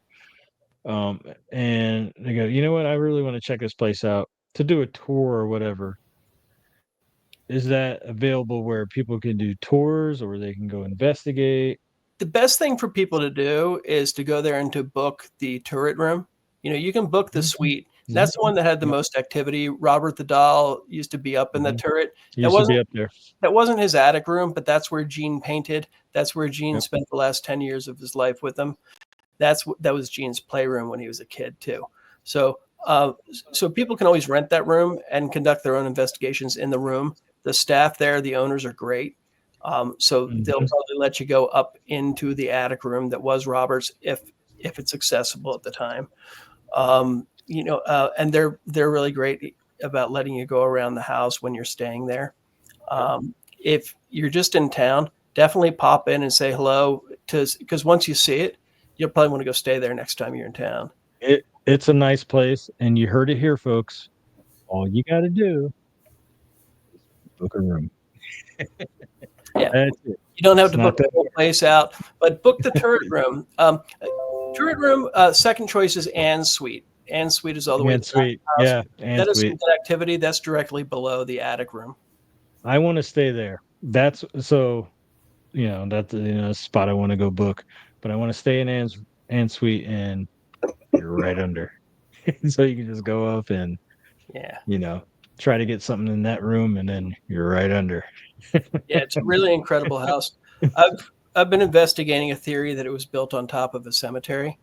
I had talked like 30 years ago when we stopped there on tours. There was a plumber on my tour, and he said that he had been working under the house and that he found some human bones. And I said, "What did you do with them?" I believe it. Key West, yeah. Yeah. I said, "What did you do with them?" And he goes, "Oh, I buried them back up." He said, "We didn't want the job to stop." And then I was talking to someone, and it's so weird because I thought it was Jean's niece, but when I talked to her a second time, she said no, she didn't remember that. But I talked to someone who said that that Jean used to try to scare them by saying that the house was built on top of a cemetery. So there were a couple of these things that happened, and so on that street, okay, you've got the artist house, and then just beside it is a theater that used to be a Baptist church. Beside that is St. Paul's Church, which is built on top of their original cemetery. And then going in the opposite direction, you cross the street and there's the Old Stone Methodist Church. That too was built, that version of the church was built on top of its old graveyard. So you've got a street full of churches built on top of graveyards. And then the Baptist church burned down several times. I think that the original Baptist church probably had a cemetery where the auto home is. And I think when they rebuilt it, they might have, I don't know if they moved the graves, if they moved the tombstones, but I believe that the artist house may have been built on top of a cemetery. Me and the manager, Jessica, the old manager, Jessica, we went underneath it and climbed around for a couple hours. Nice. And I found some bones, but I mean, they were old bones, but it could have been something that a dog got and took under there. I mean, it looked like a vertebrae. It's Key West. It's Key West. Vertebrae, but it was cool. And then another one that looked like a corner of a hip. But the cool thing that I found underneath there, I found this stone, and it had intricate carvings in it, and it looked very much like it could have been knocked off of an old tombstone. Wow.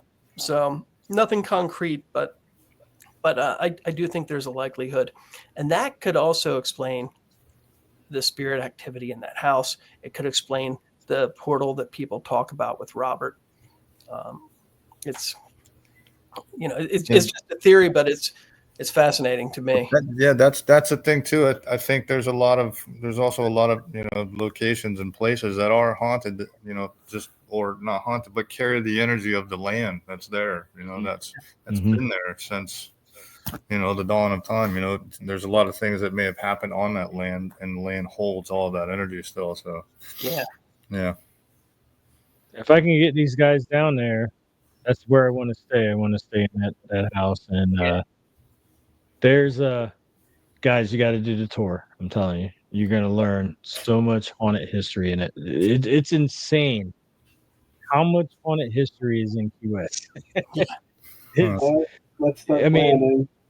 it's very small, so there's a lot that happened. And to me, I think the only way I can explain it is layers. It just builds on top of each other. Yeah, yeah. I wish I would have. It's always there. I wish I would have knew all this when I got married down there, man, right on Smathers Beach. Oh man, did you really? Yeah, dude. There's bars. There's bars that are haunted as hell there. Yeah. And then cemetery. what's the one? There's a brewery. What's that? Not a brewery, but a distillery. Yeah. It's near Tattoos and Scars. Key West first legal rum distillery. Yes. And I heard that was haunted. Very much so. And they make the Robert the Doll rum there. And when they were making it, they had some interesting things happen. And you know what's funny? Somebody tried to break in that night that they had made their first batch of bottles. And I brought Robert Doll over to oversee the operations. They looked at their video afterwards. The person broke in. They got into the distillery. They looked and they saw the Robert the Doll bottles and saw the little Robert the Doll and turned around and ran. So it's funny because I own an alarm company. So can we? Can I? I wonder if he'd mind if we use that for a little deterrent. You know, Robert the Doll Security Company. Yeah, down there you don't need security. All you need is a Robert. Just a Robert the Doll. That's awesome. Yeah. Home Defense. How about Robert the Doll? Yeah, exactly. Did not go in that house. Yeah. Yeah. So, Rich, Smathers Beach used to be a cemetery. Did it really? Where you got married, that used to be. That was one of the early burial grounds on the island. Wow. That's I didn't know that. I didn't know that. Wow. Yeah, I didn't know that. That's How's that that's make awesome. you feel, Rich? I don't believe that was a coincidence at all. Honestly, I was on my trajectory. Till death do you part. That's it. You got it. Oh man, dude! In the cemetery, the actual cemetery, the big cemetery there, that is a cool cemetery. We used to do our like the end of our chief initiations for the Coast Guard. We would end up there on the last day. We would do our thing, and they would have to read stuff in the cemetery. And I'd be like, "Hey, you have no idea the sacred grounds you're walking on." They get in there, and that part of it throughout that whole day, you know, we take them everywhere, and they learn about Key West stuff you don't learn about unless you go walking around, I would say. And that was a big thing, going to the cemetery and learning the history there. And that cemetery is awesome. Yeah. Cemetery is awesome. Yeah, there's a lot of history in there. Hasn't been, it's all above ground, you know, because it's so tough to dig. There are some graves that they dug in there, but you know, they call them coffin condos, but everything's above ground. And each plot's individually owned. So for a long time, you know, the city couldn't really go in and maintain them. So each plot, you know, they're in different states of decay. There's iguanas running all around, some of them living within the graves. And you have these beautiful trees growing up in different areas, and, you know, statues and the offerings that people leave. And it's really just this magical city of the dead. And you can, Oh, and you know, you're not supposed to go in there at night, but you can walk the perimeter at night and see so much, and it's really beautiful. That place is awesome. Just to go there and, like you said, at night, just go walk by it. It's awesome. That place is awesome. And like, you know, it's closed at night, so you definitely wouldn't want to go by the sexton's office and roll underneath the main gate. It's got a little bit more room than the rest of it. And you definitely don't want to be in there and, like, you know, start taking pictures where your phone flashes or do anything like that. You don't want to do any of that. I'm glad you said it, but you don't want to do any of that. The neighbors will call the police on the phone flashes. Yes, you're not supposed to be in there at night, and you got to be respectful because it is a city of the dead. You get the clowns who go in and mess with graves and things like that. Yep. How cool. That's terrible. I haven't done it in a long time, but I used to roll under that fence, and it's just such a peaceful place at night. One night we were sitting in there, and magical things happen. There were a few of us hanging out, and I saw the biggest meteor of my life just came tumbling down across the sky. Oh, cool, and man. Yeah. We're all just looking up like, did that really happen? Yeah. Awesome. Cemeteries are great, man. It's a magical place. It truly is. It truly is. I was ready to get out of Key West. I mean, if you're not investigating anything, to me, the only thing was to do is try to get some good food, drink, and fish. Lobster. I mean, there's some spots there. I'm not gonna give them up, but there's some spots there that are freaking awesome. And other than that, it's like, I gotta get out of here. My liver's about to fall out, but it's such a good time. There's an incredible food scene there. There's an incredible music scene there now too. Comedy. There's a comedy place there. You can go. We used to go watch some comedy, and there's some good comics there too. Yeah. So there's all kinds of stuff to do there. And if you're there, there's a Botanica. It's called Hidden Gems. Yes. Right near Mel Fisher. It's a truly incredible place, and that's a good place if you want to understand Santeria a little bit better. You can go in there. They sell a lot of the things that are used in different rituals. And one of the first places I hit when I got down there, because I was told by somebody in Miami when I left there and went down, they were like, "Hey, hit this place up. It's pretty cool." And I just got an incredible Santa Barbara statue there. Nice. You see her? Yes, there she is. It's beautiful. There she is. Yeah, she's the African Santa Barbara. Yep. Yeah. There you go. A saint. Yeah. And it's interesting. Santa Barbara's with the firehouse.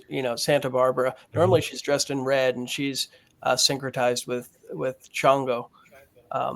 Shango, yeah. Yeah. So at the firehouse, we have a stancho of her as well on Bumfardo's desk, because Bumfardo was very big into Santeria.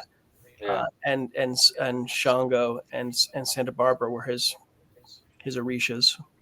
Yeah. Yeah. Folks, you are learning about some old religious stuff tonight. I love it. Dave is saying some names, and I'm like, oh yeah, I know these. Yeah. No, I'm learning a lot. I can tell you that much. Yeah, me too, man.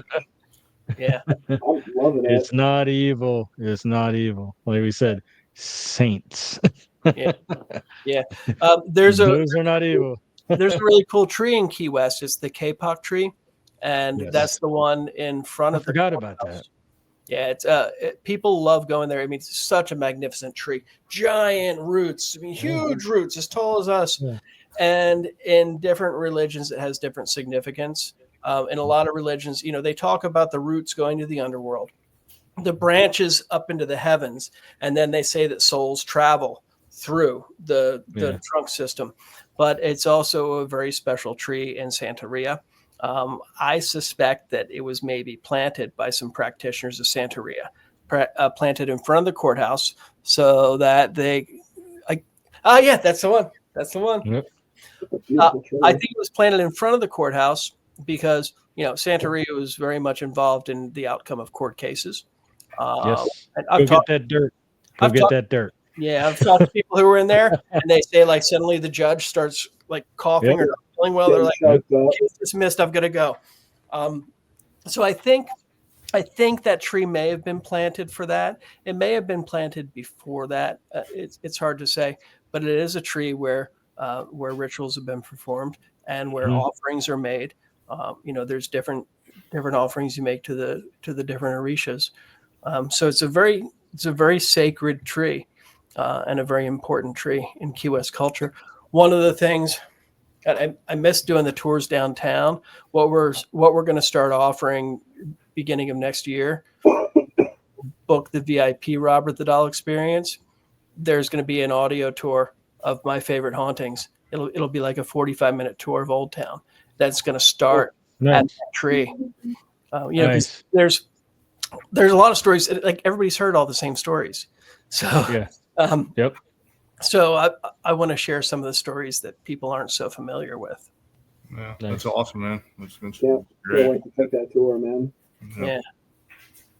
Oh, and the other cool thing, I've got a new book coming out called The Christmas Curse of Robert the Doll. Yes. And that's going to come out Can't next. wait. It's fun. It was kind of streamed to me. It's like a Night Before Christmas type story, but it talks about Robert the Doll sending out his minions to take the blame from all the bad kids so that the bad kids can still get their presents, and all the blame comes back to him at the fort. Uh-huh. And it's a really fun book because, you know, they sell the little Roberts, which are like the elf on the shelf, Yeah. but better looking and Yep. powerful. I know what I'm reading my son for bedtime. Yeah, so that's a fun book. It's up on Amazon now, but I'll be doing the push on that in October, you know, and I'll do And I gotta say too, if people who are gonna watch this, if you haven't gotten this yet, I think said something last time you were on, but you gotta get this book. yeah. You gotta get this book right here. You No. gotta get this book. Hold on, Terry. You want to buy Awesome. this book? Not buying this book will pain you. Subliminals. Okay. That's aggressive. Yeah. And that book has, you know, that was my initial research on a Robert. So it shares a lot of the background of the family and the origins of a lot of the legends and things like that. And then I'm going to start working on, you know, a lot of what we talked about tonight, you know, because it's really, there's the mystery of Robert the Doll, the possession of Robert the Doll, and then the magic of Robert the Doll. And I think now that I've uncovered that magic, I'm not quite there, but I'm very close to, I think, knowing the whole story from my side. And so hopefully next year we'll have something updated that tells the entire epic journey.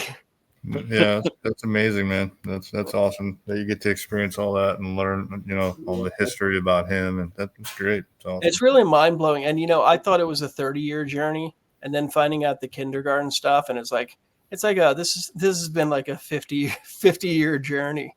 And it, which is incredible. I mean, it's really mind blowing to think that Robert the Doll was somehow part of my destiny in figuring out some of the secrets out there, some of the mysteries of life. You were destined from the beginning. Oh yeah, definitely. Yeah. Well, we this is why I wanted him to come on, because we're at an hour and 37 minutes. Mm-hmm. It doesn't even feel we like can talk all night, man. Oh man, it is. for real. This is friggin' awesome. I mean, you asked me, you're like, how long? I was like, you can go as long as you want. I don't care. Okay. So All right. before we continue, because I'm not going to stop you. So before we continue, though, where can people find you? Find books you've written, and also some of the tours and stuff like that down there. Yeah, all of my books are on Amazon.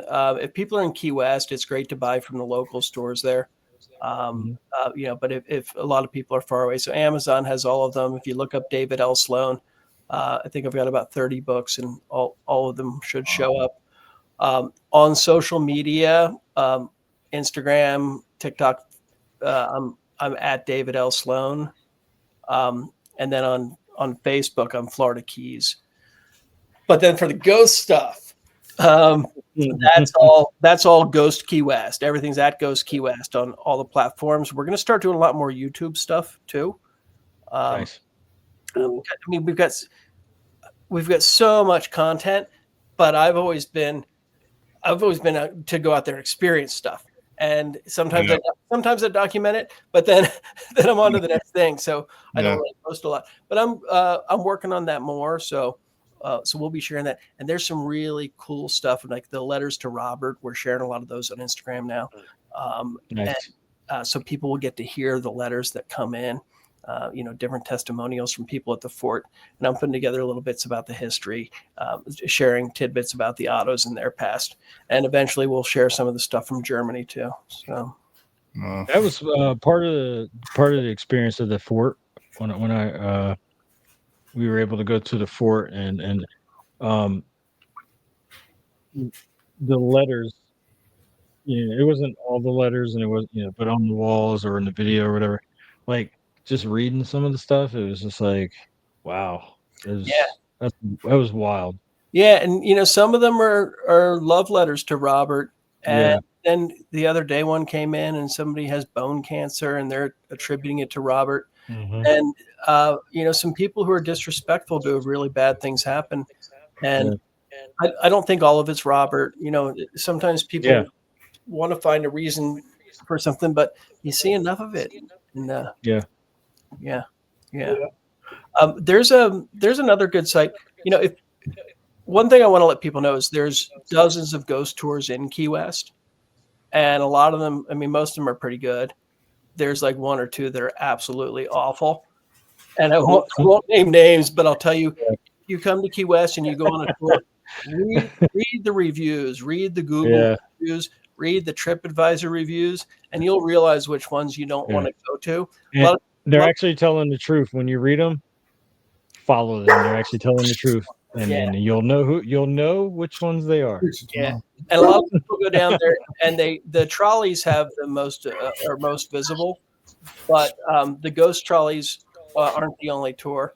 They're cool. They give a little overview, but the one that we do, it's 100% inside 40 Smartello or 100% inside the haunted firehouse, and so that's all Ghost Key West. But then if people want to know everything haunted, I did a free haunted directory at hauntedkeywest.com. And that tells you haunted bars, haunted restaurants, haunted museums. So you can kind of pick and choose and plan your own. And I'll tell you about some of the other ghost tours in the island too, and which ones are cool and what to check out. Well, check that out after. That's awesome. It's a cool spot. It's a cool spot. And there's a lot of history there. Well, fellas, when are we going to Key West? Tomorrow, pack your bags. I need to stay in a place, and David, I got to get back to that firehouse at some point. Yeah, that really, place is awesome. That place is awesome. Such an incredible place. He's hyping it up. It's awesome. 1907, and they say that they think there might be a curse attached to it that was built on some kind of sacred ground, because there's this massive freshwater spring underneath it. So it would have been a place where people would have gathered for, fresh water was pretty rare and before we had the pipelines coming down. But yeah. Oh, well, they say water is a conduit for energy. That's the cool thing about Key West too. The salt, they say the salt traps spirits and the water energizes them. And we're just surrounded. And the cool thing, what's something cool about Key West? My friend Amy Andrade was talking about this. None of the bodies that are buried there have ever stayed where they were meant to be. We move cemeteries around. We have storms that came through and washed away entire cemeteries. Churches where they build the new one, they're like, let's dig them up. We'll move them here. So, God, when they built. There was one of the ships where people were being brought into slavery and it was intercepted. They brought them to Key West, and a lot of them were just so sick from these horrible, horrible conditions. They died. So they built a mass grave and they buried them. And then when they built the West Martello for the Civil War, they said, we need this spot. And they're like, well, there's a bunch of people buried there. Dig them up and move them. Yeah, move them. So nobody gets this rest on the island. And even the name Key West comes from, it means island of bones, because the first visitors there found the Native American bones scattered across the place. Wow. So it's got a lot going for it. It's a magical place. It's a magical place. It's a spiritual place. It's everything there. Yeah. That's awesome. And there's and the chickens, you go there, don't mess with the chickens, don't run over the chickens. Don't do anything to the chickens. Oh yeah, I remember Kara telling me You're about gonna that when pay. she You're went. gonna pay a pretty penny if you mess with those chickens, but they're cool because they're everywhere and they're like the roosters are going and Yeah. that You blew my don't need mind. an The first alarm time I clock. went there, I was like, "What?" All I know is I want to go pet a Hemingway cat for real. Yeah. Well, I'm going to tell you. Let me tell you two stories about animals, and because Robert the doll controls animals.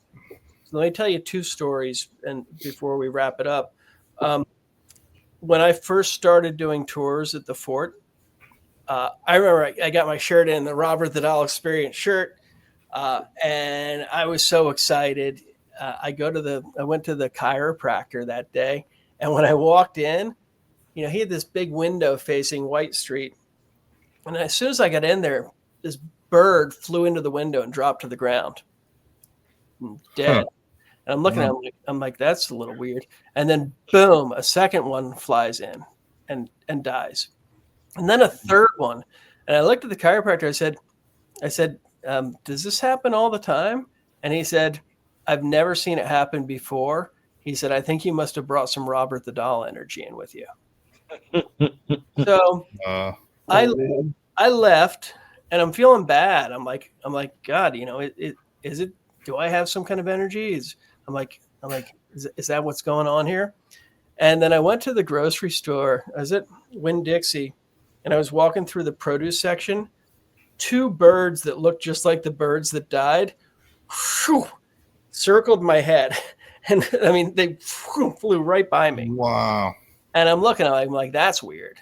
I'm like, what are the chances of that happening in a grocery store? And then that night, when I got to the fort, I walked into Robert's room. A bird just like the one that had died was sitting on top of his case. What? Wow. And to me, I looked at it and I'm like, Robert's showing me that he didn't kill them. He's delivered 3 birds to me now. And I walked up, I go, oh, Robert, is that for me? And I put my hand out and the bird hopped right into my hand. Wow.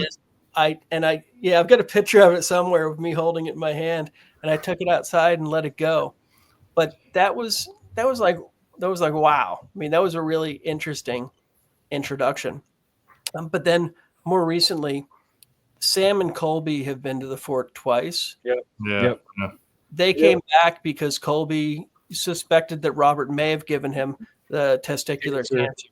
Yeah, I remember that. Because he challenged him. He challenged him openly. Yeah. And so it was interesting. They were back in Robert's room, and Colby came out, and he said, there's a bat in there. And Dan, who's the manager at the fort, who manages the tours, he said, I said, there's no bats in the fort. And he goes, no, come look. So me and Dan go back there with him, and right above Robert's case, there's this huge black witch moth. Oh, he thought it was a bat.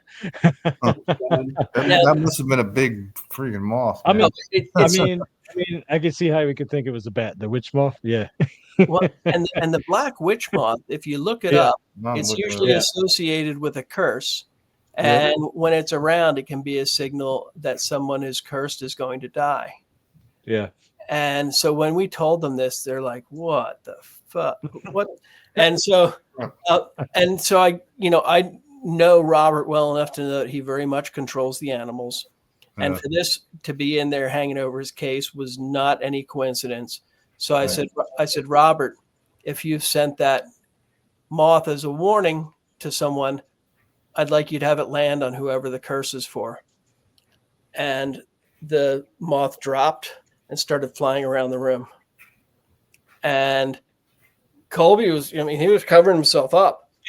And he's, and I don't blame him. I would have been doing the same thing. So it didn't have the opportunity to land on him, but it was circling around like that. And it's pretty wild. Yeah. It's not coincidence for sure. And it also goes. You see one of them. Yeah. And those if people don't know about it, you don't want to see one of these. And the elemental spirits control the animals too. So it all goes back to that that magic, the elemental magic, the tree magic. That thing is massive. It is, man. It's huge. That's what I said. I can see why he was all dog. Yeah. yeah. Wow, it's like a bat. Yeah. It's beautiful. I've seen those before. I bet you have, Terry. What? I bet you have. You've seen a lot of things. Cool. I love that. What was that? Is this thing on? What? Okay. What's going on there? What just happened? I have no idea. I have no idea what just happened. I just think it's a cool looking moth. I like bugs. That thing's huge, man. That Yeah, does look like a bat. I think there was some shit talking there, but I don't care. Whatever. No. When you Dave, go ahead, Dave. When you read all the symbolism, like if you look up the black witch moth and read the symbolism behind it, it's pretty insane. Wow. Yeah. So, yeah. So thank you for an incredible night. Yeah, man. And thanks for coming out and hanging with us. Yeah. Yeah, it was great talking to you. Definitely. Man. Excellent talking to you, man, for sure. Yeah, I enjoyed talking with you guys. It's nice. Yeah. It's nice getting a little deeper into some of the different aspects of stuff. And it's great catching up with you after all your journeys the last few months since we last talked. Yeah, it's been a fun ride. Yeah. Something like it. All right. Yeah, definitely. Thanks for coming back. Let's do it again for episode number 50. Hell yeah, let's do it. Definitely, because there's a lot more there that we still haven't talked about. Yeah, we've still got a lot to cover. There's a lot. I was fortunate enough. I was only there for just a couple of years too, and there's so much going on there that if people have never been there, they probably love to hear about it. And people who've been there, like, oh my god, yeah, I remember this, that, whatever. Yeah. But the place is, there's a lot going on there. Yeah. And you're the man that knows, so you're the guy. I am. I've been very fortunate to step into that role. Yeah. Yes. Yeah. Yes, definitely. But yeah, I think I reached out to you before because we had a few people on where we were calling them like, the friends of the page, the conglomerate or whatever. But you had your stuff going on. But I do want to do that again. So I would invite you before the 50th episode to come on. It's because you were definitely a friend of the show. I've known you before the show. So yeah.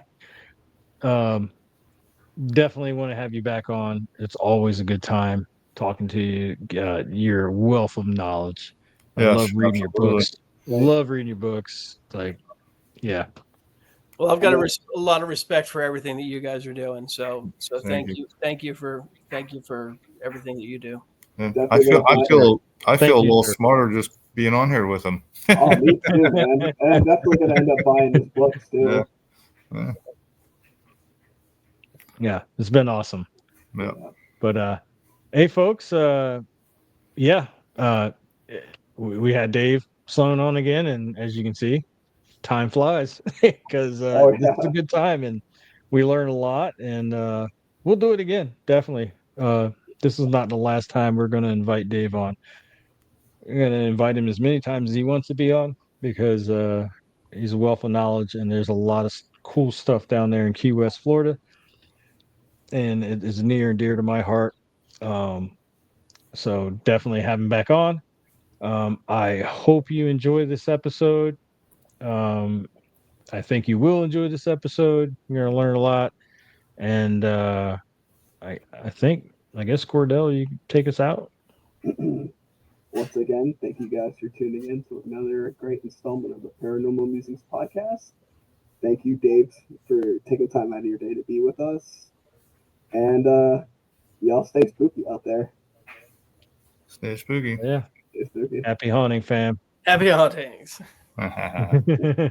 Thanks again, guys. No, thank you, man.